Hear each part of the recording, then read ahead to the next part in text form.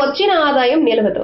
ఎంత వచ్చినా ఏదో ఒక రూపంలో అనుకోని ఖర్చులు ఎదురయ్యి డబ్బు అయిపోతుంది. అలాగే మీకు బయట నుంచి రావాల్సిన డబ్బు రాక, ఇవ్వాల్సిన వారికి సమయానికి ఇవ్వలేక ఇబ్బందులు పడుతూ ఉంటారు. ఇంట్లో వాళ్లకు ఎవరో ఒకరికి అనారోగ్యం రావడం, ఇంట్లో గొడవలు, మనస్పర్ధలు లాంటివి రావడం, ఇలాంటివి అన్నీ జరగడానికి రెండే రెండు కారణాలు అని మన పెద్దలు అన్నారు. అవేంటో తెలుసుకుందాం. 1. తినే తిండి మితిమీరి తినకూడదు. అవసరానికి మించి ఆకలి లేకున్నా అస్తమానం తినడం మంచిది కాదు. వేళ కాని వేళల్లో తినకూడదు. ఆహారాన్ని ఎక్కువగా వండుకోవడం, అది మిగిలిపోతే పాడేయడం మంచిది కాదు.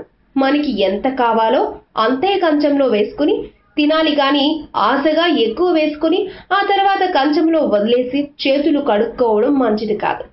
ఆహారాన్ని అస్తమానం ఎక్కువగా తిన్నా, వృధా చేసినా దరిద్రం పట్టుకుంటుంది. ఇక 2. నిద్ర. అవసరమైనంత నిద్ర ఆరోగ్యానికి ఎంత అవసరమో, ఎక్కువ నిద్ర ఇంటికి ఒంటికి కూడా అంత దరిద్రం. పొద్దుటే 5 గంటల కంటే ముందే నిద్ర లేవాలి. పగటిపూట అస్సలు పడుకోకూడదు.